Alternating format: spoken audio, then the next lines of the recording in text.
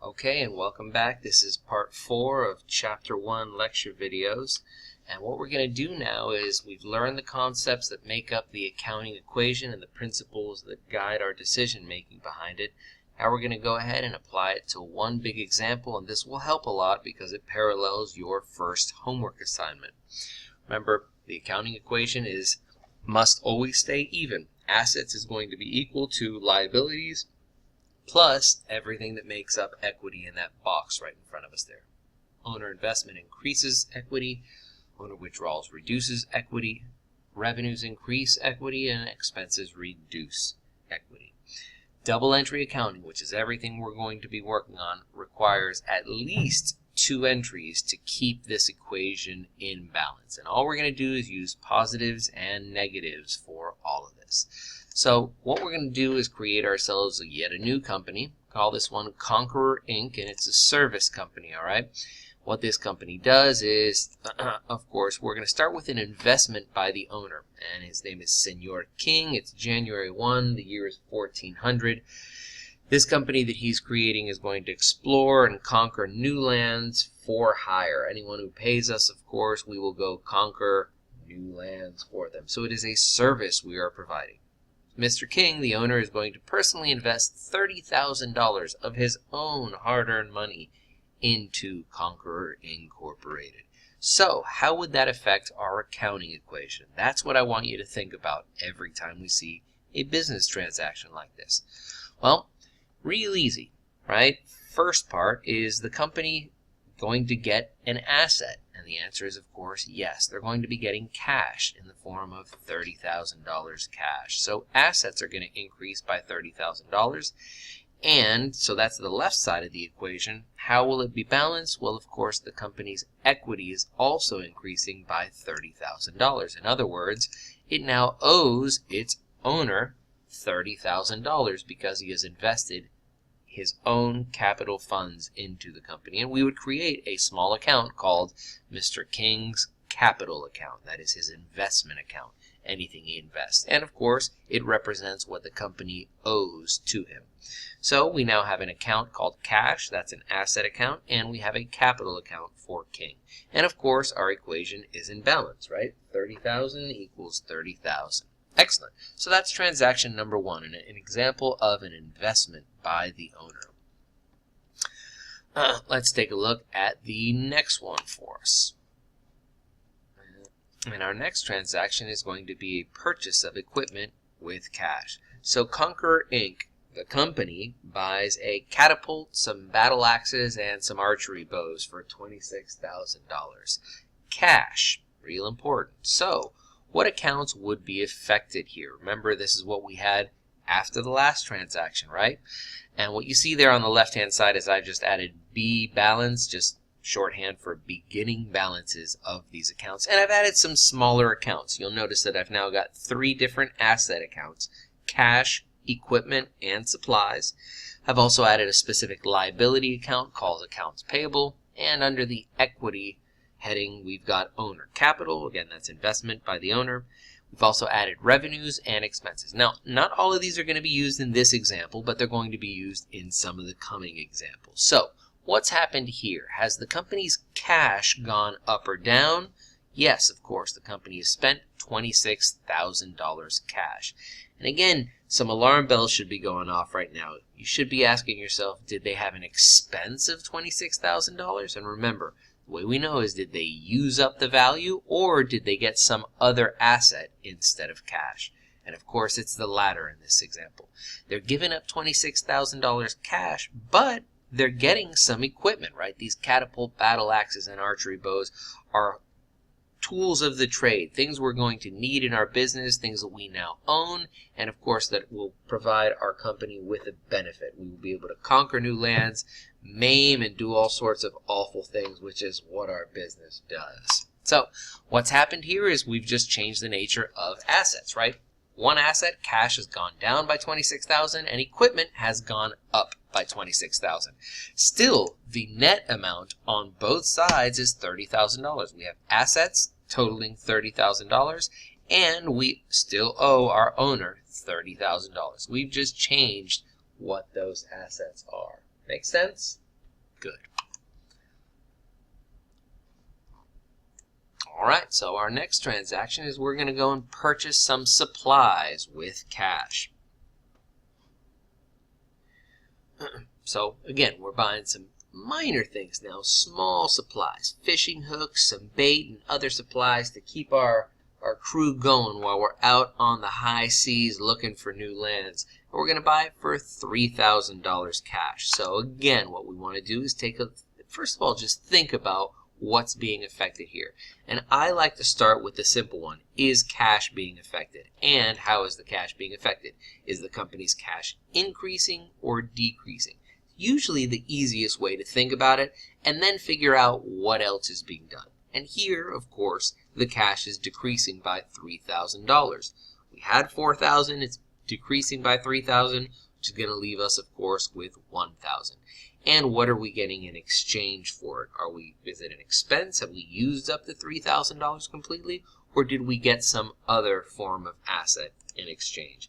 And it's the latter once again. We've gotten $3,000 worth of supplies. So one asset goes down $3,000, another asset goes up $3,000. And once again, our accounting equation remains in balance, right?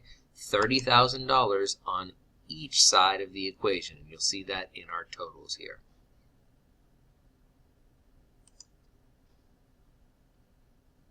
This is exactly what you guys will be doing in your homework for a not-so-fun company. But let's continue on with Conqueror Inc. So transaction number 4, we're now going to purchase supplies on credit. And the reason we're purchasing supplies on credit is because we're running low on cash. So Conqueror Inc. needs to buy some arrows and some small provisions.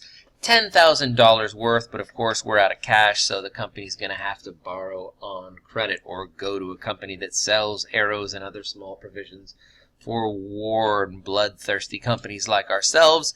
Spend the $10,000, but we cannot actually pay them in cash. So what are we getting?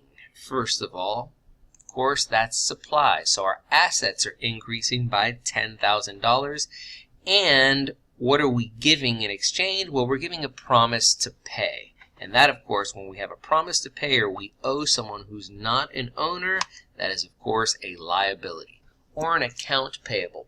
The way I want you to think about it is not as a consumer, but more as companies. When companies do business with each other on a regular basis, they will tend to have accounts, not necessarily have to use a credit card or go to a bank to borrow money, but for example, Walmart may purchase from Sunbeam, who creates all sorts of small appliances. They may have millions of dollars on accounts. Sunbeam just sends them trucks full of inventory and puts it on Walmart's account. They will then pay later. That's how businesses do conduct transactions with people that they do business with on a regular basis. So I want you to think about that. When somebody owes our company for services or products, it's an account receivable. When we owe another company for products or services, again on credit, it would be an account payable. So that's what's happened here. Assets have increased by $10,000 and liabilities, a debt, has increased by $10,000. Again, our accounting equation remains in balance, but the totals have changed, you'll see now. We've now got another $10,000 on each side, which I believe brings us, yes, to $40,000 on each side. $40,000 worth of assets, both investments by the owner of $30,000, and we borrowed $10,000 and got supplies worth $10,000. So we now owe $30,000 to our owner and $10,000 to our supplier. All right, in transaction 5, we are now going to provide services for cash to one of our customers. So our customer says, hey, go out there and take that little island for me. We go ahead and conquer the island for him, take over the land, and now he gives us $4,000 cash. So the question we want to ask is, well, we know we got $4,000 cash, so the company's assets have increased by $4,000. But how or why did we get it? And more importantly, have we earned it? And the answer is, of course, yes. We've earned it. We've done what we are in the business of doing. We've gone, we've conquered this land, we've done everything we needed to do for our customers, so we must recognize revenue at this point, right? Because we've earned it. It's nice that we've gotten the cash, but that would not be a necessity. As long as we've earned it, we must recognize the revenue. And if we didn't receive cash, we would have just received another asset, which is an account receivable, meaning our customer owes us $4,000. But in this one, we got the $4,000. So our equity, of course, is increasing here as well. Remember, revenues are a subcategory of equity. Our owner now should expect, if we were to close business tomorrow, not just to get $30,000 that he originally invested, but $34,000, right? His investment is starting to pay off. The more the company has in revenues, the more he can expect to get in the future. The entire reason someone would invest in a company in the first place is to make some profit.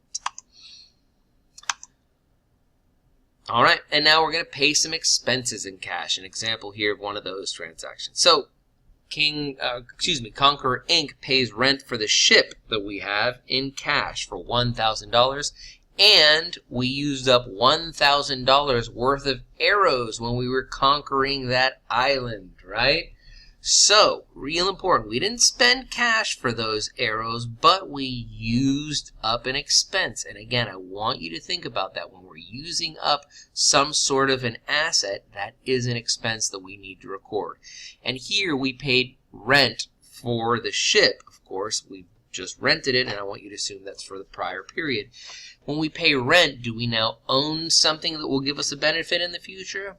No. When we're paying rent, unless it's rent for future use, when it's rent for prior use, we've used up that $1,000. And more importantly, these $2,000 that we're talking about here helped us generate the $4,000 that we did from our customer, right? We were able to sail over to that island, use up $1,000 worth of rent, and we were able to use $1,000 of arrows to generate those $4,000 of revenue by taking over that. So we want to match these expenditures with the revenue that they help generate. We just recognized $4,000 in revenue, so we need to go ahead and recognize the expenses that help generate them, which is, of course, $2,000. And they're coming out of separate places. So $2,000 of expenses, $1,000 of supplies, which we used up, and $1,000 cash, which we had to pay for rent of the ship. So this transaction has actually 3 entries, and every once in a while, I think the first one in your homework, hint, hint, is a 3-entry transaction, and there may be more than that in the rest of your homework. So again, we're remaining in balance. Every time we enter a transaction, your accounting equation must remain in balance. What you do to one side, you may have to do to the other side, unless there's both a negative and a positive on the same side that equal out to each other.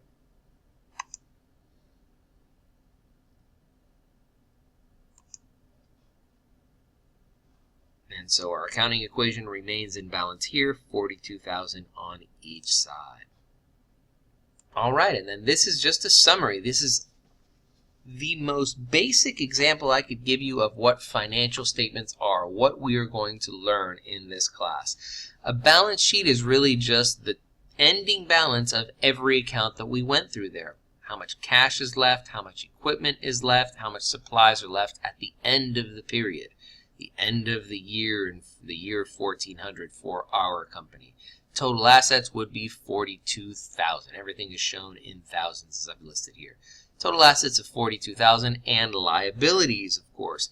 The accounts payable, 10,000 that we owe to our supplier, plus the 30,000 that we owe to our owner, and the earnings, or the revenue and expenses, right, which comes from over here. We had $4,000 of revenues minus expenses of $2,000, so our net income was $2,000. That's what our basic addition to equity was for the period. So our total liabilities will always be equal to our total assets. 2 basic financial statements, 2 of the main ones we're going to be learning. We're going to learn 4 this semester. So these are 2 of the 4 you've learned so far, the balance sheet and the income statement. And that's it for Chapter 1. Enjoy. Send any comments you can, both on the video and web campus. And let me know any questions. Bye-bye.